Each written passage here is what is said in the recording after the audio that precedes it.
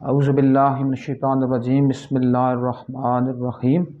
अल्लाहुम्मा सल्लि अला मुहम्मद व अला आलि मुहम्मद व सल्लिम अला मुहम्मद व अला आलि मुहम्मद व बारिक अला मुहम्मद व अला आलि मुहम्मद वरहम मुहम्मद व अला आलि मुहम्मद कमा सल्लैता व सल्लमता व बारकता व तरहमता अला इब्राहीम व अला आलि इब्राहीम इन्नका हमीदुम मजीद। वसल्लि अला जमील अंबियाइ वल मुरसलीन वसिद्दीकीन वशुहदाए वस्सालिहीन। बारी ताला का लाख लाख शुक्र है कि उसने एक और दिन को तलू फरमाया और फिर अपनी फैज़याबियों का सदका इस दिन का अख्ताम फरमाया। और अब रात का पहर शुरू होना चाह रहा है, तो अल्लाह पाक से ये उम्मीद है कि अल्लाह पाक इस रात को भी खैर और बरकत के साथ इख्तिताम पजीर करते हुए सुबह का एक नया दिन तलू फरमाएगा। तो इस्लाम और वेस्टर्न निज़ाम में जो अगर दो बातें की जाए ना, तो उनमें सबसे बेहतरीन बातें यही हैं, जिसको हम वैसे तो हिजरी कैलेंडर भी इस्लाम का कैलेंडर है, शमसी भी इस्लाम का है, सब कुछ इस्लाम का है, बट पॉइंट ऑफ व्यू इस्लाम का, मुसलमानों की बात नहीं कर रहा। मुसलमानों का कोई ठेका नहीं है, मैं इस्लाम की बात कर रहा हूँ। इस्लाम वो है जो सलामती है, इस्लाम वो है जो सलामती का दीन है। किसके लिए? सिर्फ मुसलमानों के लिए नहीं, हिंदुओं के लिए, ईसाइयों के लिए, सिखों के लिए, यहूदियों के लिए, इवन देन देहरियों के लिए, ईच एंड एवरी वन जो भी दामन इस्लाम में आता है तो वो फलाह पाता है, वो सुकून पाता है, वो अमन पाता है, वो आफियत पाता है। अब बात के मेन हिस्से की तरफ आते हैं कि मैंने क्या कहा कि जो हिजरी कैलेंडर है उसमें ये होता है जी कि रात पहले आती है, दिन बाद में होता है। जिस तरह आपने देखा भी होगा, बहुत गौर भी किया होगा जी कि रमज़ान की रात पहले आती है और रमज़ान का जो यकम रमज़ान बाद में आता है। मतलब पहली जो शब रमज़ान होती है वह पहले आती है और हम जो अपना रमज़ान का रोज़ा रखते हैं वो अगले दिन रखते हैं, मतलब रात के बाद जो नई सुबह आती है उसमें हम करते हैं। इसी तरह शब जुमा बड़ी मशहूर व मारूफ इस्तिलाह है, बाज़ मौलवी ठेकेदारों ने इसको अपने कब्ज़े में रख लिया हुआ है। तो उस शब जुमा में भी उसका मकसद वो जुमरात की रात होती है, लेकिन बेसिकली जो अफसल तरीन दिन है वो जुम्मा है, तो वो जुम्मा की रात है। तो जब हम शमसी कैलेंडर की बात करते हैं तो वहाँ रात बाद में आती है, दिन पहले आता है। तो जो भी है वो अल्लाह का निज़ाम है। शम्स के सारे, अगर शम्स ना हो तो कमर की क्या मजाल है कि वो अपना जलवा बखेर सके, और अगर इन दोनों को चलाने वाली मालिकुल मुल्क की ज़ात ना हो तो सब कुछ तहस नहस हो जाए। अच्छा, फिर उसके बाद आगे जाते हैं कि चूँकि अल्लाह पाक ने अपनी लाफानी किताब कुरान हमीद, फुरकान हमीद में एक, जिसको कह सकते हैं ना कि एक मुकम्मल तौर पर एक गौर व फिक्र, तदब्बर और जिसको क्या कह सकते हैं आफियत, भी उसको हम आफियत के मानों में भी इस्तेमाल कर सकते हैं। उसके बाद हम ये कह सकते हैं कि उसके अंदर दुनिया और माफिया की हर चीज़ उसके अंदर छुपी हुई है। कोई उसको अपना मुश्किल में पड़ेगा तो उसको मुश्किल उसको अपनी आसान होती हुई महसूस होगी, जो उसको आसानी में पड़ेगा उसको ये पता चलेगा ये भी ख़त्म हो जाने वाली बात है। जिस तरह एक मशहूर मारूफ बात है ना, इसी आयत से वो बात निकली। लोगों ने कहा जी, किसी ने वो महमूद गज़नवी ने अपने ग़ुलाम से पूछा जी कि मेरी अंगूठी के ऊपर कोई ये चीज़ लिख दो कि जो मैं अगर खुशी में पढ़ूँ तो मैं गमगीन हो जाऊँ, और गम में पढ़ूँ तो मेरा मूड जो है वो खुशगवार हो जाए। तो वो क्या है, तो उसने लिख कर दिया कि ये वक्त भी गुजर जाएगा। ये जुमला उसने लिखा, ये वक्त भी गुजर जाएगा, मतलब गमी में वो पड़ेगा तो खुश हो जाएगा, जब खुशी में पड़ेगा तो गमगीन हो जाएगा, कि इस वक्त में भी गुजर जाना है। तो इसके मुदाब पर जाते हैं कि इसकी ओरिजिन के ऊपर ये कही, तो ये अल्लाह पाक ने अपनी लाफानी किताब में आज से 1450 साल पहले ये ऐलान आम फरमा दिया, तिलकल अय्यामु नदाविलुहा बैनन्नास, कि जो दिन है ना ये लोगों के दरमियान फिरते हैं। नदाविलुहा बैनन्नास, ये लोगों के दरमियान फिरते हैं। इसलिए कभी भी किसी दिन के ऊपर आपने जिस पीरियड के ऊपर कोई बंदा कहे जी कि मैं साइंस में, विजडम में, फ़िलासफ़ी में, साइकोलॉजी में एट द पीक हूँ, तो एक्चुअली वो किसी का दौर नहीं होता, क्योंकि हर ज़माना अल्लाह का, जिस तरह फ़र्ज़ किया ना, हम जब कुरान की ये सूरत पढ़ते हैं वल अस्र इन्नल इंसान लफ़ी खुस्र, तो इसमें वल अस्र से अल्लाह ने ज़माने की कसम उठाई है। बाज़ लोगों ने इसको नमाज असर की बात भी की है, बाज़ों ने इसको रसूल मुकर्रम सल्लल्लाहु अलैहि वसल्लम के ज़माने की बात से तशबीह दी गई है।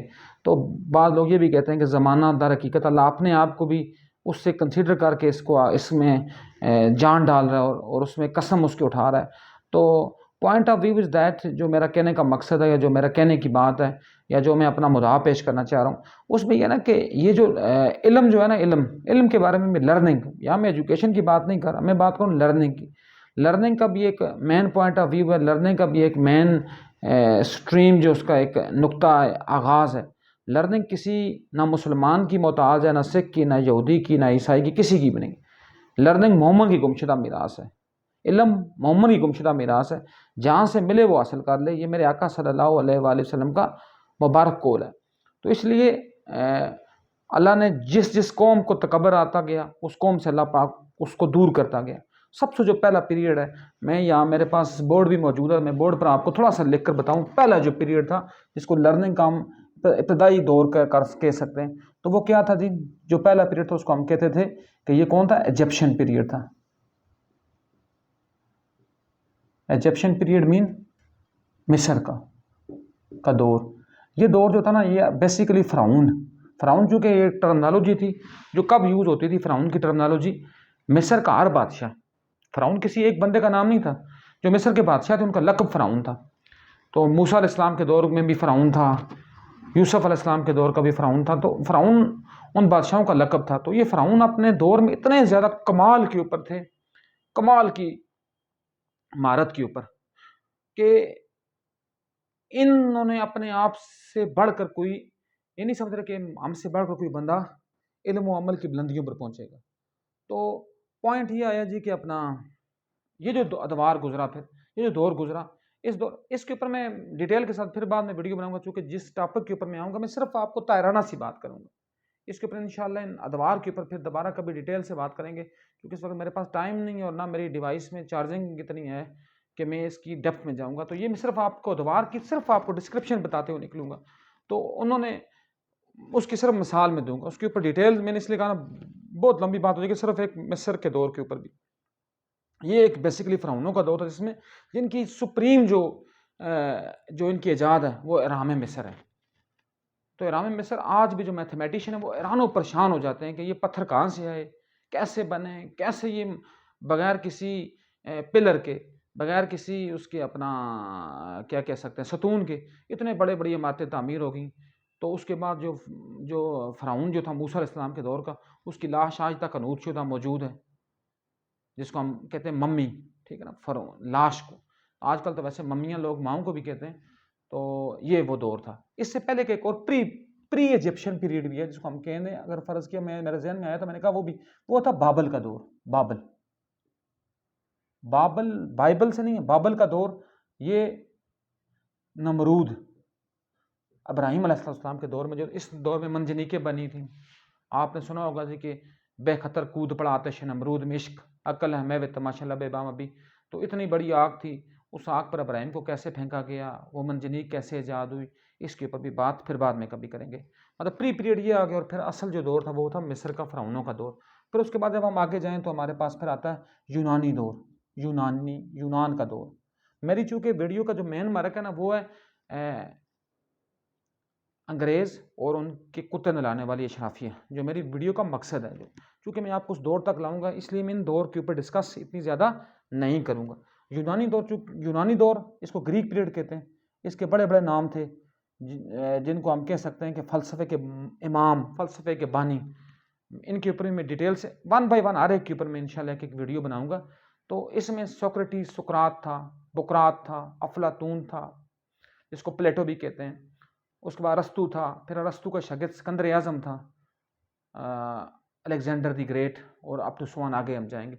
इनके बाद जो अगला दौर शुरू हुआ, फिर पहला फ़र्ज़ किया, पहला अगर हम बाइबल का पीरियड कह लें, दूसरा हम मिस्र का कह लें, तीसरा हम यूनान का कह लें, चौथा दौर जो हमारे पास है वो किसका था?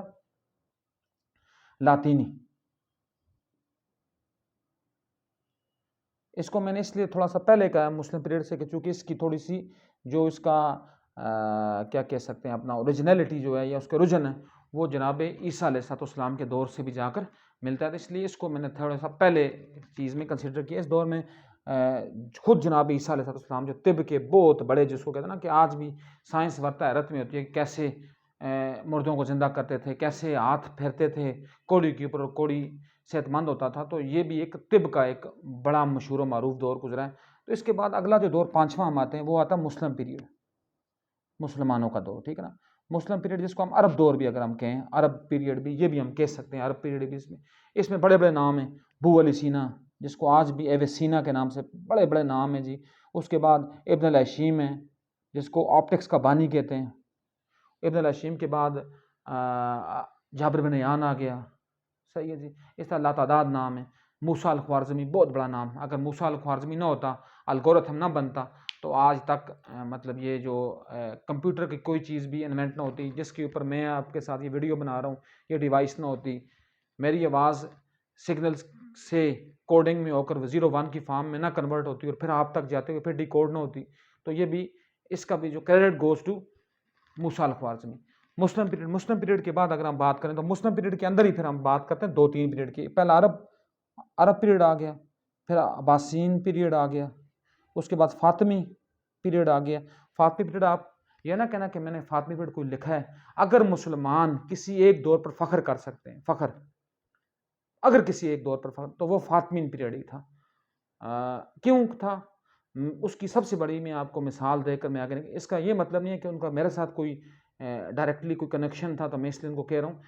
आज दुनिया में सिर्फ एक मुस्लिम यूनिवर्सिटी है जिसको कंसीडर किया जाता है one of the top most universities of the world, वो सिर्फ एक है पूरी मुस्लिम दुनिया में। मैं ये इस वीडियो में चैलेंज कर रहा हूँ, चूँकि मेरी वीडियो सुनने वाले मुख्तलिफ़ किस्म के जिसको कहते हैं ना कि एकेडमिशियंस भी हैं, प्रोफेसर्स भी होंगे, अपना वकला भी हो सकते हैं, होंगे।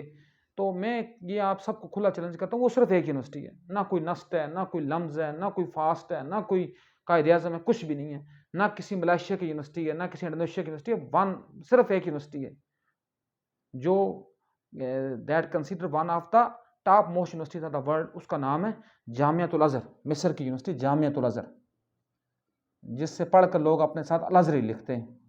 तो ये उसी फातिमी दौर में बनी है। कहने की बात यह है कि ये उनका एक जीता जागता आज तक हम जिसको कह सकते हैं कि वन ऑफ द मेरिकल है कि आज तक भी मुसलमान उस लेवल की कोई यूनिवर्सिटी इस्टेब्लिश नहीं कर सके। ये नौसरबाजों ने ताजमहल तो बनाते रहे, ये कोई अपना हिरन मीनार तो बनाते रहे, लेकिन इन्होंने कोई भी इंसानियत की फलाह का कोई इदारा ये बना नहीं सके। और फिर जब उसके बाद मैं जाता हूँ अपना मुस्लिम पीरियड, फातिमी, अब्बासियन पीरियड्स के बाद, तो फिर हम आते हैं इसके बाद अगला जो दौर था वो था इंग्लिश पीरियड,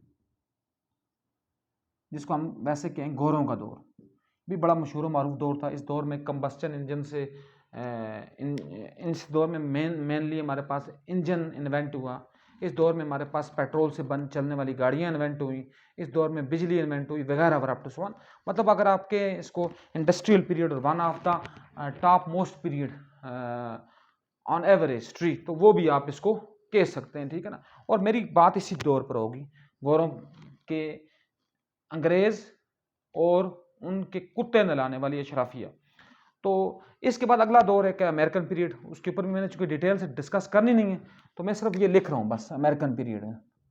बस सिर्फ फ़र्क उसमें ये है कि उसमें ए कहते थे, इसमें आ कहते हैं, उसमें दी कहते थे, इसमें दा कहते हैं। लेट्स सपोज उसके बाद वहाँ किलोग्राम था तो वहाँ पाउंड था, यहाँ किलोग्राम हो गए, वहाँ मील था तो यहाँ किलोमीटर्स हो गए वगैरह वगैरह टू सो ऑन। इसको इसके अंदर में इतनी डेप्थ में नहीं जाता, इसमें भी बहुत बड़ी विजनरी बातें। आइंस्टाइन का दौर इसको हम कह सकते हैं, इसी दौर को हम फिर कह सकते हैं अपना आइंस्टाइन के दौर के अलावा इसी दौर को हम कह सकते हैं स्टीफन हॉकिंग का दौर वगैरह वगैरह। चूँकि डिटेल बहुत लंबी हो जाएगी, मेरा सिर्फ जो मेन मुद्दा है वो हम बात करते हैं गोरे अंग्रेज़ थे कौन। एक दौर वो भी था जिसमें सल्तनत बरतानिया, जिसको हम ग्रेट ब्रिटेन कहते थे, आज यूके कहते हैं ना, यूनाइटेड किंगडम। जो ग्रेट ब्रिटेन था उसका जो सूरज, उसकी सल्तनत का सूरज था वो गुरूब उसके ऊपर नहीं होता था। मीनवाइल अगर किसी एक जिसको हम नौबादियाती रियासत के ऊपर अगर सूरज तुलू होता था तो दूसरी नौबादियाती रियासत के ऊपर सूरज गुरूब होता था। फ़र्ज़ किया इसकी सरहदें थीं बर सगीर से लेकर गाना से लेकर फिनलैंड से लेकर आइसलैंड से लेकर ग्रीनलैंड से लेकर अमेरिका, अमेरिका से लेकर ऑस्ट्रेलिया, न्यूजीलैंड, मतलब बड़ा दौर। और ये जो बरसगीर में बड़ी बड़ी चीज़ें ईजाद हुई हैं। मैं कल भी पौड़ी पुल पर बैठा हुआ था, मैं अपने एक दोस्त से वहाँ बात कर रहा था, मैंने उसको यही बात की, मैंने कहा देख ये देख लें कि इतना अजीम, मतलब एक अजूबा है रोज़गार, मतलब वो पुल उन्होंने बनाया हुआ आज तक, मतलब तकरीबन 100 साल से ऊपर का अरसा हो चुका है, वो गिरा नहीं है। यहाँ किसी मुसलमान इंजीनियर ने बनाया होता तो वो कभी का तबाह बर्बाद हो चुका होता। ये तो वैसे मैंने एक बात की। उसके बाद उनकी जो चलती फिरती हमारे पास जो मेडिकल है, वो ये अपना रेलवे का निज़ाम है वगैरह वगैरह, सामान, बड़ी लंबी बातें। चूँकि मेन हमारा मुद्दा जो है उसका दूसरा पॉइंट है कि उनके कुत्ते नहलाने वाली अशराफिया। अब बरसगीर में जब अंग्रेज़ आए, उनकी 4 तारीखें मैं आपको बताऊंगा। अगर वो 4 तारीखें उन वहाँ से निकाल दी जाएँ, 4 तारीखें, तो मेरा ख्याल है कि अंग्रेज़ों की जो तारीख है वो ख़त्म हो जाएगी, ठीक है ना। उसमें पहली जो तारीख थी वो था 1757, जिसमें जंग प्लासी हुई और जिसमें अपने ही लोगों के मीर जैफर मीर सादक की गद्दारियों की वजह से सिराजुद्दौला को शिकस्त हुई। और जो कुछ भी है, सिराजुद्दौला भी कोई इतना कोई दूध का धुला हुआ नहीं था। But my point of view is that के ये यहाँ से पहला एक शुरू हुआ जो जिसको कह सकते हैं ना कि डिस्ट्रक्शन का पॉइंट। उसके बाद नंबर 2 पर फिर हम कहते हैं जी कि फिर सेकेंडली 1799 1799 में इसमें मैसूर का जो शेर था टीपू सुल्तान, उसको अपने ही मीर सादक की गद्दारियों की वजह से पूर्णिया जो हिंदू था, पूर्णिया, उसकी गद्दारी की वजह से उसको शिकस्त हुई और जो गोरे थे उनको जनूबी हिंद में कब्जा करने का मौका मिला। ड्यूरिंग दैट पीरियड में, अब मुसलमानों की बात करें, ड्यूरिंग दैट पीरियड फिर जो एक आखिरी ताकत वहाँ बचती थी वो थे मराठे। उन मराठों को शिकस्त देने के लिए शाह वलीउल्लाह साहब ने अहमद शाह अब्दाली को बुलाया और अहमद शाह अब्दाली ने जिसको कहते हैं ना कि हिंदुस्तान के जिसको कह सकते हैं कि टीपू सुल्तान के बाद कोई बड़ी पावर थी मराठे, उनको उसने अहमद शाह अब्दाली के ज़रिए रवाया। और फिर अहमद शाह अब्दाली ने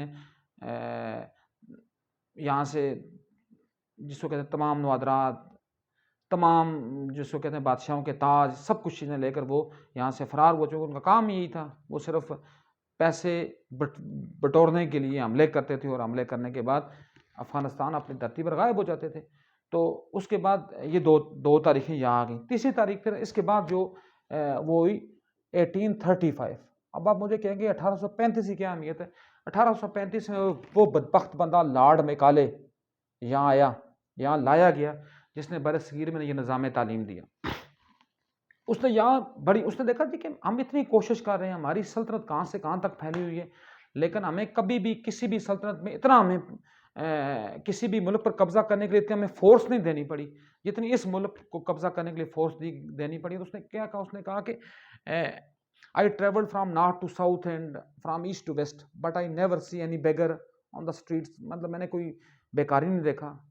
उसके बाद मैंने यहाँ कोई चोरी और चिकारी का निज़ाम नहीं देखा। उसने कहा कि मैं इनको कैसे ख़त्म करूँ। फिर मैंने इसके ऊपर पहले भी थोड़ी सी बात की हुई है।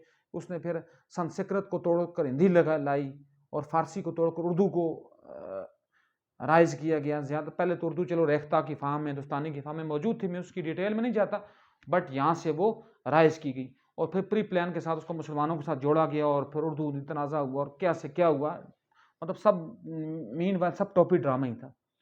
असल में उसने जड़ें खोखली करनी, जो वो खोखली करने में कामयाब हो गया। और फिर क्या हुआ जी कि अपना उसके बाद उसने क्या किया, उसके बाद ये करके उसने बरसगीर सारे से चुन कर उसने गद्दार, नौसरबाज, फराडिये इकट्ठे किए। वो डिफरेंट फॉर्म में थे। नंबर 1 पहले फराडिये उसने इकट्ठे किए मुलायत में से, मुलाओं में से, साधुओं में से, ईच एंड एवरी वन। मतलब मैं किसी एक मज़हब की बात नहीं करता, लेकिन ज़्यादा मुलायत में से थे तो मुलाओं में से थे, इसलिए मैं मुलाओं की बात की। फिर नंबर 2 पर उसने जागीरदारों में से नौसरबाज सारे इकट्ठे किए। फिर थर्ड वन पर उसने ये जो पढ़ा लिखा तबका, जो अपने आप को उस वक्त कहता था कि मैंने कुछ 2-3 किताबें पढ़ ली, फिर उसने वहाँ से लोगों को इकट्ठा किया। इकट्ठा करके जब उसने एक पूरा एक गद्दारों का एक जमगठा बना दिया, तो उसके बाद उसने गद्दारों के हवाले डिफरेंट पार्टीशन करके उनके हवाले करता गया। जिस तरह लेट्स सपोज दैट एक किसी, अब ये जितने, अगर आप में से किसी को इसके ऊपर मज़ीद पढ़ना हो तो आप कायदा यूनिवर्सिटी में चले जाएँ, वहाँ एक बहुत बड़ा मकाला है, बहुत मशहूर व मारूफ मकाला, जिसके ऊपर लिखा हुआ जो लिखा गया था इन्हीं गद्दारों के ऊपर कि कैसे बरसगीर को इन गद्दारों के से तोड़ा गया। उसमें शाह महमूद कुरैशी का पूरा ख़ानदान, 200 साल पहले का सारा ख़ानदान जिसके नाम पर शाह महमूद कुरैशी लिखा बना गया, इसका परदादा था, वो प्योरली अंग्रेज़ों का टाउट था। यहाँ से अगर आप जाएँ तो चौधरी निसार का जो परदादा लकड़दार था वो प्योरली टाउट था। उसके बाद यूसुफ रज़ा गिलानी का मुल्तान में उसका जो परदादा था वो प्योरली टाउट था। तो टाउटों के ज़रिए और फिर उसके बाद अगली बात करते हैं, ये जो हम कहते हैं कि जुल्फ़कार अली भुट्टो, इसका जो परदादा था शाहनवाज़ भुट्टो और उससे ऊपर की, ये प्योरली अंग्रेज़ों के टाउट थे। ये टवाना ख़ानदान प्योरली अंग्रेज़ों का टाउट था। इनको जागीरें दी गई, किन से लेकर? उन लोगों से लेकर जो इस धरती के वारिस थे। और अब क्या हो रहा है बदकिस्मती से, यही वो लोग, ये एक डिफरेंट फॉर्म। अब अच्छा, आपको एक और बात का बड़ा आपको हैरत होगी इस बात को सुनकर, मेरा ख्याल है बहुत कम लोगों को इसका पता होगा। आपको पता है who is the first president of Pakistan?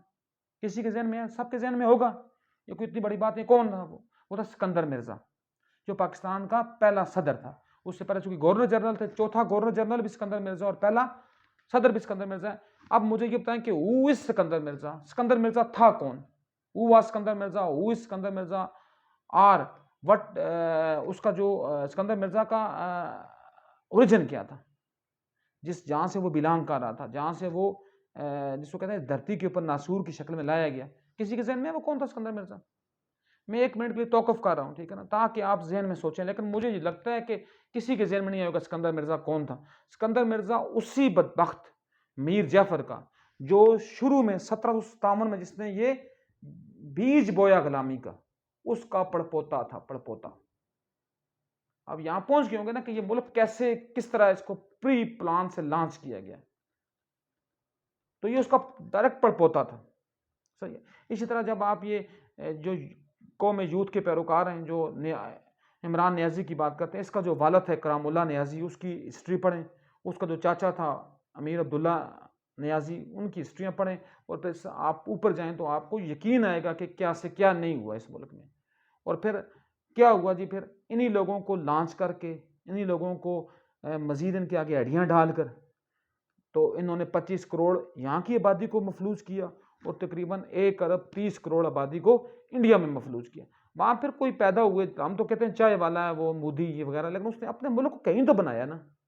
वो इस वक्त 3rd best economy of the world था, तीसरी, और हम क्या हैं बदकिस्मती से नंबर 1 बकारी है। तो कहने की बात ये थी, ये वो अशराफिया थी जिनका प्योर काम, अब मैं नहीं कहता कि शायद कुत्ते ही नलवाए हों, किसी के पेटों में मरोड़ भी उठते हैं। मुझे पता है, मैंने एक दफ़ा एक आर्टिकल लिखा था, लोगों के पेटों में मरोड़ उठे। मैं नहीं कह रहा कुत्ते ने नहीं, बल्कि कुत्तों के भी कुत्ते नलाए इन्होंने। कुत्तों के कुत्ते कैसे, किस सेंस में कह सकता हूँ? कुत्ता मैंने जिस सेंस में कहा है वो आप लोगों तक बात पहुंच चुकी होगी। और उनके भी आगे इन्होंने, क्योंकि कहते हैं ना, दे आर नॉट नौकर्स, ये नौकर नहीं थे, दे आर चाकर्स, ये चाकर थे। अब नौकर और चाकर की इस्तिलाह इसीलिए मैंने उर्दू में इस्तेमाल की। नौकर वो होता है जो किसी का गुलाम हो, किसी का काम करे। चाकर वो होता है जो नौकरों का भी काम करे, जो घोड़ों की लीद को साफ करे। और दे आर चाकर, ये चाकर थे और ये चाकर हैं।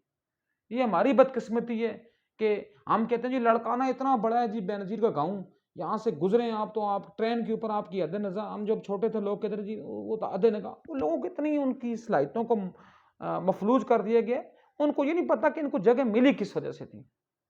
ये पॉसिबल ही नहीं है कि कोई जागीरदार बच्चा हो जो गोरों का लेपालक ना रहा हो।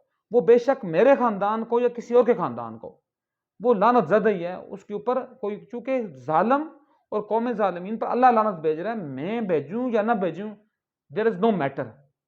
आप भेजें या ना भेजें, देयर इज नो मैटर। अल्लाह खुद भेज रहा है, तो इसलिए उनके ऊपर लानत ऑटोमेटिकली पहुंच जाएगी। इसलिए खुदारा कोशिश करें, क्योंकि इसके ऊपर मैं इंशाल्लाह फिर वीडियो बनाऊंगा इन 2 अदवार के ऊपर। मेरा ख्याल है जो मेरे स्टूडेंट्स हैं शायद उन तक, स्टूडेंट्स भी हज़ार कौन सी सुनते हैं आजकल, तो सुनना क्या, किसी ने बड़ी कल ज़बरदस्त बात की थी कि जिस कौम का मेयार ये हो कि 2 लफंडर एक लफंडर के प्रोग्राम में, वो लफंडर कौन था? खबीसुल आजम जावेद चौधरी, जिसको बावलपुर यूनिवर्सिटी ने डॉक्टरेट की डिग्री अभी दी है 10 दिन पहले। उसने प्लान के साथ वो प्रोग्राम को उसकी आइप क्रिएट करने के लिए लड़ाइयाँ लगवाता है। उसने जब अफनान और उसकी लड़ाई लगवाई अपना शहर अफजल की। तो उसने लफ्ज़ बोला जी, बाहर निकला तो कहा जी प्रोग्राम किधर जारी रहा, प्रोग्राम तो बढ़ गया। अब हर बंदे ने ये टॉप ट्रेंड, अब पाकिस्तान अभी चलो जी, मुझसे ज़्यादा आप लोग इंटरनेट के ज़्यादा आप शैदाई हैं और इंटरनेट को आप ज़्यादा आप उसकी समझ बूझ रखते हैं। आप अभी जाएँ नेट के ऊपर सर्च करें कि टॉप ट्रेंड पाकिस्तान का आज क्या है, तो वो यही है, ये प्रोग्राम तो बढ़ गया। जिस कौम का टॉप ट्रेंड ये बन जाए, उस कौम की अकली सलाहियत के ऊपर बंदा क्या कर सकता है? सफ़े मातम में बिछा सकता है। बेसिकली इसलिए कि जो वो अल्लाह पाक जनाब आगा शोरश काश्मीरी रहमतुल्लाह अलैह की कब्र मुबारक के ऊपर हज़ारों रहमतें नाज़िल फरमाए। उन्होंने क्या कहा था कि सोचता हूँ उस कौम के वारिस हैं हम, जिसने औलाद पैगंबर का तमाशा देखा। तो हम तो उस कौम के वारिस हैं ना, अल्लाह माफ़ करे, चलो हम तो नहीं हैं अल्हम्दुलिल्लाह, अल्लाह नबी का लाख-लाख शुक्र है, कम से कम मैं नहीं हूँ। चूँकि हम करबला के जो मक़तूलीन थे, उन्हीं के हम वारिस हैं, हम कातिलों के वारिस तो है नहीं हैं, लेकिन जो लोग हैं, वो उन्हीं के वारिस हैं। और फिर आज क्या हो रहा है? फिर आज पूरा अरब कभी अ, अपना शाम में जंग लगी होती है, कभी इराक में होती है, कभी फ़लस्तीन में होती है, कभी क्या, चूँकि ये बदले हैं अल्लाह पाक जो अपने बेहतरीन बंदे, बेहतरीन रसूलों का इमाम, नबियों के इमाम की औलाद के ऊपर जो ज़ुल्म इन्होंने ढाए, उनके बदले हैं ये। तो कहने की इसी तरह यही बदले हमारे ऊपर भी जा रहे हैं। अभी चूँकि इस बंदे ने कहा था ना, ये जो तीसरी बात मैंने लिखी थी 1835, 1835 में क्या हुआ? ये वैसे ड्रामा है, चौथी बात जो करते हैं 1857 की जंग-ए-आज़ादी, वो कुछ भी नहीं था। वो सिर्फ़ एक फ्रॉड था, जो बादशाह ज़फ़र को बचाने के लिए, जबकि बादशाह ज़फ़र का क्या किरदार था? वो सिर्फ़ एक लाल किले का हुक्मरान था, उसके अलावा उसके पास कुछ भी नहीं था। तो ये 1835 जो है ना, बेसिकली ये गुलामी की जड़ थी। और इसने ये कहा था कि जब इसकी माँ ने इससे पूछा ना कि बेटा तुम्हें तो हमने वहाँ भेजा था, वहाँ गुलामी को मजबूत करने के लिए, तो तुम तो वहाँ तंजीमें बना रहे हो, तुम तो वहाँ लोगों को दे रहे हो निज़ाम तालीम। उसने कहा अम्मा परेशान ना हो, मैं उनको ऐसा निज़ाम तालीम दे रहा हूँ जो उनको 2 सदियों हमारा गुलाम बनाए रखेगा। अभी तो उसकी बात भी खत्म नहीं हुई ना, 2 सदियां तो अभी। अब क्या है जी, बच्चा टाई बांधता है यहाँ, माँ कहती है मेरा बेटा अफसर बनेगा। कोई मलेशिया का यूनिफॉर्म पहन कर जाता है स्कूल में, तो लोग कहते हैं ये तो क्लर्क बनने। और ये निज़ाम हमें सिर्फ क्लर्क पैदा कर रहा है। और बदकिस्मती से शायद हम भी इसके लिए रोल प्ले नहीं कर रहे, लेकिन अल्हम्दुलिल्लाह अल्हम्दुलिल्लाह अल्हम्दुलिल्लाह हम कोशिश करते हैं रोल प्ले करने की। जहाँ तक अल्लाह ने चाहा तो रोल प्ले करते रहेंगे। और मैं आप सबसे भी गुजारिश करता हूँ कि अपने अपने ताईं रोल प्ले करें, ताकि इस गलाजत से आप छुटकारा पा सकें। ये गलाजत से छुटकारा तब पाएंगे जब इमरान खान की बाकियात ख़त्म होंगी, जब नवाज़ शरीफ और आले शरीफ की बाकियात ख़त्म होंगी, जब भट्टो की बाकियात ख़त्म होंगी, जब फजल रहमान की बाकियात ख़त्म होंगी, जब जमात इस्लामी का वजूद ख़त्म होगा, जब इनकलाब नीचे से उठेगा, जिसके बारे में अल्लामा इकबाल का एक शेर है, उसी के ऊपर मैं अपनी बात को ख़त्म करता हूँ कि लामा ने कितनी ज़बरदस्त बात की। लामा क्या फरमाते हैं कि उठो मेरी दुनिया के गरीबों को जगा दो, काख उमरा के दरो दीवार ला दो, जिस खेत से दहकान को मैसर न हो रोज़ी, उस खेत के खोशाए गंदम को जला दो। तो तब तक इनकलाब कभी नहीं कामयाब हो सकता जब तक इनकलाब नीचे से ऊपर नहीं आएगा। तो इसलिए कोशिश करें, अपने तय इनकलाब के लिए राहें हमवार करें। अपने तय कम से कम ये तो आप कर सकते हैं ना, अगर इनकलाब छोड़ें, आप अपने हिस्से का काम तो कर सकते हैं। आप भी इसका ऐद करें, मैं भी ऐद करता हूँ। अल्लाह पाक हमारा हामी व नासिर हो। अस्सलामु अलैकुम व रहमतुल्लाहि व बरकातुहू।